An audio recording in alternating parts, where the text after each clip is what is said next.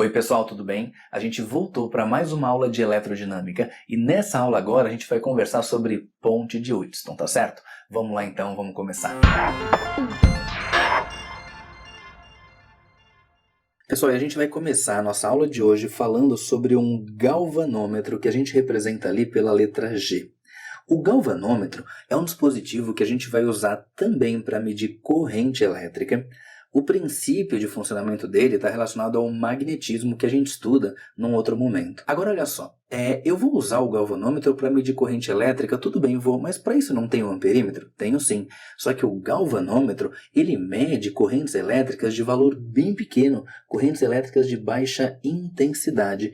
Então eu vou deixar destacado para você isso, tá? Que o galvanômetro é um dispositivo que a gente usa para medir correntes elétricas de baixa intensidade, de pequeno valor. Então, qualquer valorzinho de corrente que passar por ali, ele vai conseguir detectar, ele vai conseguir medir, tá certo? Bom, vamos entrar agora no assunto principal da aula, que é a ponte de Wheatstone, onde a gente vai fazer o uso desse galvanômetro, por isso que eu comentei agora dele com vocês, tá certo? Pessoal, olha só, para a gente chegar na ponte de Wheatstone, deixa eu começar colocando para vocês ali dois resistores, eu vou chamar eles de R1 e R2. Puxa, olha que estranho esse resistor R1 que você colocou. Pessoal, lá na aula, onde a gente começou a estudar os resistores, eu vi esse símbolo com vocês, que é a mesma coisa do que se a gente tiver o símbolo de resistor e uma setinha em cima. Esse resistor aqui é um resistor de resistência elétrica variável. Eu posso regular o valor da resistência elétrica que eu preciso, tudo bem? Agora, pessoal, vamos supor então que eu ligo esses resistores numa fonte de tensão e aí começa a passar pelo resistor R1 uma corrente elétrica aqui que eu vou chamar de corrente IA. Essa corrente vem, chega nesse ponto e o único caminho que ela tem é passar por R2. Então eu sei que vai passar pelo R2 a mesma corrente elétrica IA e por isso a gente tem a certeza que os resistores R1 e R2 estão associados em série, tudo bem? Agora pessoal, olha só, vamos supor que a gente queira calcular a DDP aqui no resistor R1. A gente sabe que V igual a R vezes I, então eu vou fazer o R1 vezes a corrente que passa por ele, que é a corrente IA, vai ficar R1 vezes IA. Agora, vamos supor que eu queira calcular o valor da DDP no resistor R2. Como é que eu faço? Bem facinho, né? É R vezes I, só que agora vai ser o R2 vezes a corrente que passa por ele, que é a corrente IA também. Bom, agora vamos fazer o seguinte, eu vou colocar para vocês mais dois resistores, vou chamar de R3 e R4. Vamos supor que esses dois resistores estão ligados numa mesma bateria, e aí eu vou ter uma corrente elétrica passando aqui pelo resistor R4, essa corrente vai vir, vai passar por esse ponto e obrigatoriamente vai passar pelo resistor R3. Então a gente sabe que os resistores R4 e R3 estão ligados em série. Detalhe, chamei aquela corrente lá em cima de corrente IA, vou chamar essa corrente aqui de corrente IB para vocês, tudo bem? Agora, de novo, se a gente quiser calcular a DDP, por exemplo, agora no resistor R3, então como é que eu faço? Eu aplico V igual a R vezes I, então vai ficar a resistência elétrica R3 vezes a corrente que passa por ele, que é a corrente IB. Vamos anotar ali então que V3 é R3 vezes IB. Seguindo agora, pessoal, olha só. Se eu quiser calcular com vocês a DDP no resistor R4, o que eu vou fazer? Eu vou pegar o valor da resistência R4 e vou multiplicar pela corrente que passa por ele, que é a corrente IB. Então, vamos anotar ali que a DDP V4 é a resistência R4 vezes a corrente IB, tá certo? Agora, olha só, pessoal, o que eu vou fazer? Eu vou pegar e vou juntar esses dois conjuntos de resistores, formando um único circuito. Bom, o que a gente percebe aqui? A gente sabe, pelo que a gente já conversou, que esses dois resistores R1 e R2 estão associados em série um com o outro. A gente sabe que esses dois resistores R4 e R3 estão em série um com o outro também. Agora, eu posso dizer para vocês o quê? Que esses dois resistores aqui estão em paralelo com esses dois resistores aqui, tudo bem? Até aí nada de novo. Então, olha só, eu vou dizer para vocês que se eu ligar esse conjunto de resistores numa bateria, onde eu tenho aqui o polo positivo e aqui o polo negativo, a gente pode dizer que a gente tem uma corrente elétrica I vindo aqui, e essa corrente, quando chega nesse nó, vai se dividir. Então, eu vou ter parte da corrente vindo aqui para cima e parte da corrente vindo aqui para baixo. A corrente lá de cima a gente chamou de corrente IA, deixa eu anotar aqui, IA, e a corrente lá de baixo a gente chamou de corrente IB, tudo bem? Bom, com isso, e usando essas equações que a gente já conhece, a gente consegue calcular a DDP em cada um dos resistores, tá certo?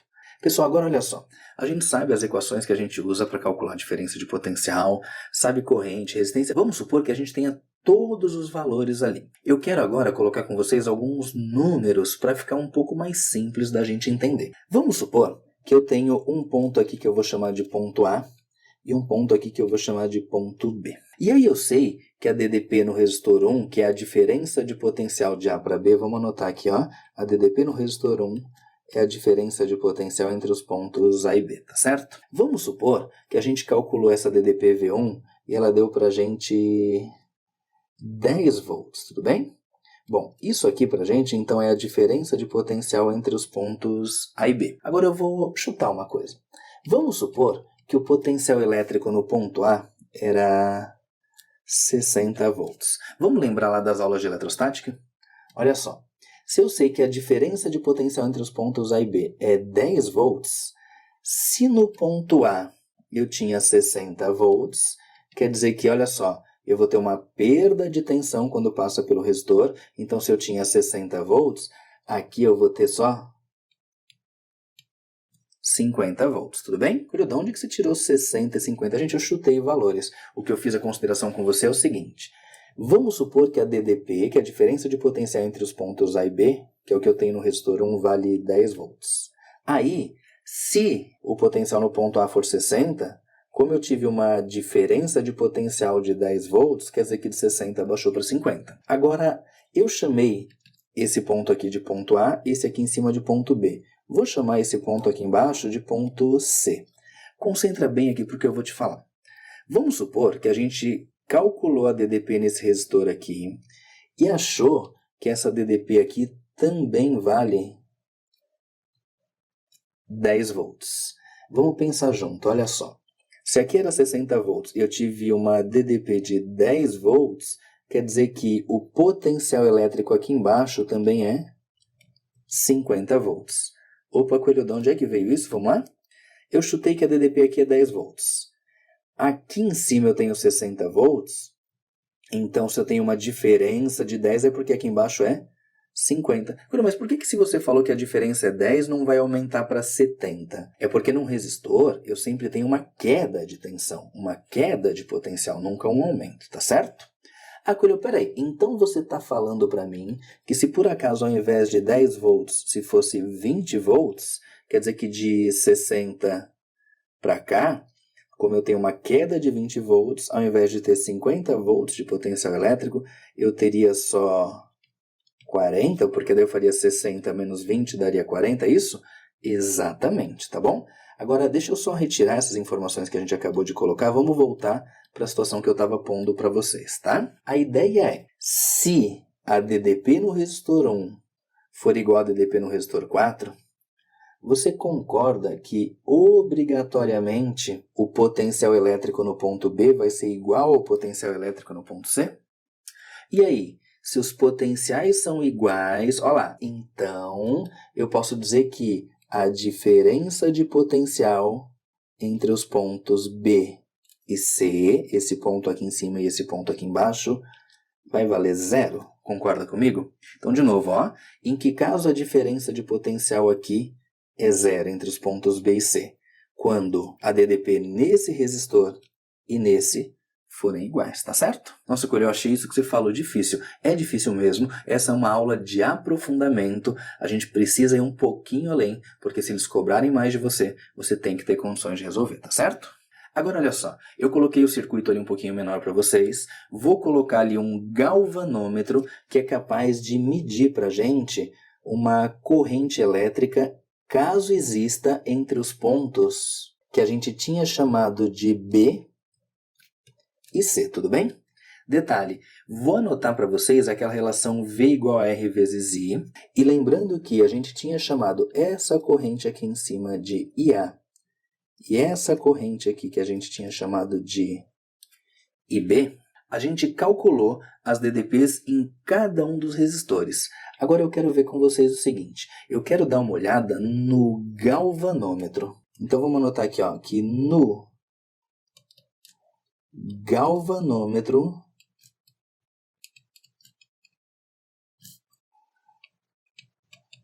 se eu quiser calcular a DDP, eu faço que a DDP no galvanômetro é igual à resistência elétrica do galvanômetro vezes a corrente que passa no galvanômetro. Agora olha só, pessoal, se a corrente no galvanômetro for igual a zero, o que a gente sabe que vai acontecer ali? Olha só, usando essa relação V igual a R vezes I para o galvanômetro, deixa eu anotar aqui para vocês, a gente conclui que se a corrente é zero, a DDP no galvanômetro é zero.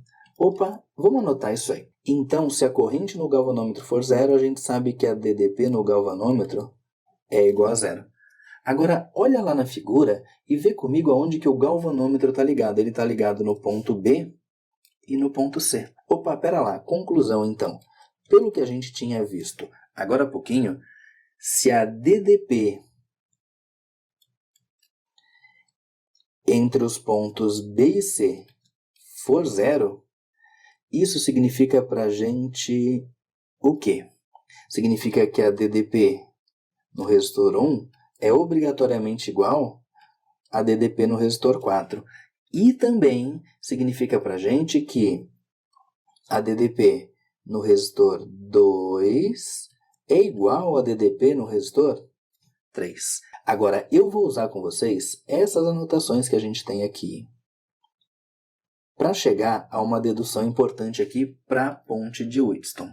A ideia é a seguinte, eu vou escrever que V1 é igual a V4, que é a primeira das condições da situação onde não passa corrente no galvanômetro, tudo bem? Agora, no lugar de V1, eu vou colocar R1 vezes IA. E no lugar de V4, eu vou colocar R4 vezes IB. Vamos lá, então. No lugar de V1, eu vou escrever R1 vezes IA. E no lugar de V4, eu vou escrever R4 vezes IB. Por enquanto, a gente não tem muito como ir adiante com isso que está aqui. Agora, vamos lá na outra relação, que a gente sabe que a DDP2 tem que ser igual a DDP3. Olha lá. Vamos anotar aqui, então, que DDP2 tem que ser igual a DDP3. Então, a gente vai fazer o quê? No lugar do V2, que é a DDP no resistor 2, a gente vai escrever R2 vezes IA, que é a corrente que passa por ele. E no lugar da DDP3, eu vou colocar R3 vezes IB. Então, vamos lá. A DDP V2. A DDP V2 vai ficar para a gente R2 vezes IA. E a DDP V3 vai ficar para a gente R3 vezes IB. Agora, olha só o que eu vou fazer, pessoal. Eu tenho IA e IB nos dois. Então, pessoal, eu vou fazer o seguinte. Eu vou pegar, por exemplo, aqui, ó. Eu vou isolar o IA e vou substituir esse IA lá na equação do lado. Então, aqui, se eu isolo o IA, eu tenho que o IA é igual a R4 vezes o IB dividido pelo R1 que estava aqui multiplicando. Então, vai ficar para a gente R1 aqui na parte de baixo. Agora, vamos fazer o quê? Vamos fazer o que a gente acabou de falar. Eu vou pegar isso que está aqui, que é o IA, e substituir ali na equação do lado. Fica para a gente, então, R2 vezes, aqui fica R4 vezes IB dividido por R1 é igual a R3 vezes IB. Primeira coisa que eu quero observar com vocês é o quê? Eu tenho IB dos dois lados da equação, então eu vou simplificar esse IB com esse IB. E agora eu vou pegar esse R1 que está aqui dividindo, vou levar ele lá para o outro lado multiplicando, então eu chego que R2 vezes R4 é igual a R1 vezes R3. E aí, pessoal, nessa relação que a gente chegou, o que a gente tem? A gente tem que o produto de R2 com R4, vamos lá na figura, ó, R2 vezes R4, é igual ao produto de R1 com R3. Vamos lá na figura, R1 com R3. Então, o que a gente vai dizer? Olha só, que o produto cruzado das resistências foi igual. O que você tem que saber para os exercícios dessa parte? Que toda vez que o produto cruzado das resistências for igual, a corrente no galvanômetro vai ser zero. E se a corrente no galvanômetro é zero, a gente vai dizer que a gente tem aqui uma ponte de Wheatstone em equilíbrio. Então, falou para a gente de ponte de Wheatstone em equilíbrio, que é essa informação que está aqui, significa para a gente que a corrente no galvanômetro é zero e significa para a gente que o produto cruzado das resistências é igual, tá bom? Você não precisa saber fazer essa dedução para o teu vestibular, você pode partir daqui, caso esse assunto caia para você, tá certo? Pessoal, então a ideia é a seguinte, olha só, vamos resumir o que a gente falou para a parte importante, tá? A gente tem ali então uma ponte de Wheatstone, e se a questão disser para vocês que a corrente no galvanômetro é igual a zero, ou se disser para vocês que é uma ponte de Wheatstone em equilíbrio, tanto faz uma informação ou a outra te diz a mesma coisa. A gente pode afirmar que, com certeza, entre esses pontos que a gente chamou de B e C, a gente vai ter uma diferença de potencial igual a zero, e também pode afirmar que o produto cruzado das resistências elétricas é igual, ou seja, lá na figura, olha só, R1 vezes R3 vai ser igual a R2 vezes R4. Então, vamos anotar aqui que numa ponte de Wheatstone em equilíbrio, eu tenho que R1 vezes R3 é igual a R2 vezes R4, tá bom? E aí lembra, por favor, tá? Para a tua prova, que é o produto cruzado é que é igual. Não decora assim, ó, que as resistências pares multiplicadas é igual às resistências ímpares, porque ele pode colocar na hora da prova para vocês uma ordem diferente, tá bom? Então lembra que o produto em X, o produto cruzado das resistências é que é igual. Pessoal, agora eu quero falar com vocês sobre a ponte de Wheatstone chamada de ponte de fio, que é o seguinte, eu tenho os dois resistores, R1 e R2, aí o que acontece? Aqui embaixo, ao invés de colocar mais dois resistores, eu vou colocar para vocês um trecho de um fio. Vou ligar um galvanômetro num ponto qualquer aqui do fio e num ponto lá em cima.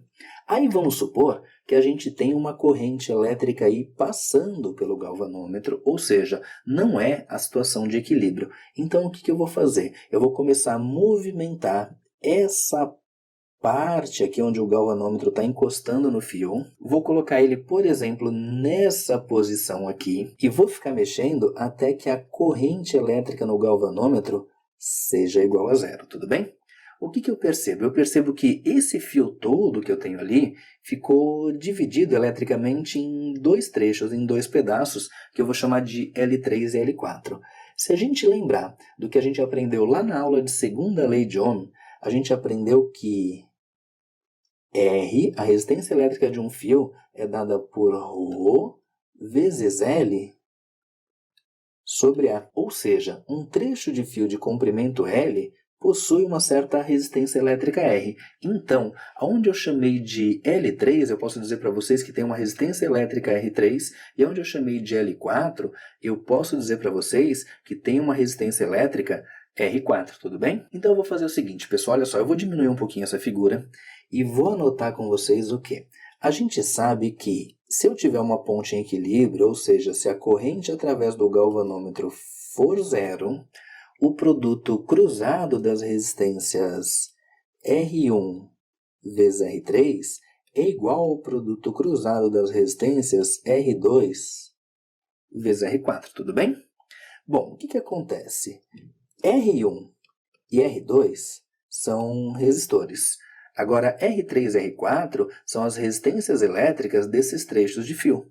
Então, eu vou fazer o quê? Olha só, eu vou anotar para vocês essa equação que a gente acabou de relembrar da segunda lei de Ohm, vou dizer para vocês aqui então que eu tenho, no lugar de R3, ρ do fio vezes o comprimento L3 dividido pela área da seção transversal.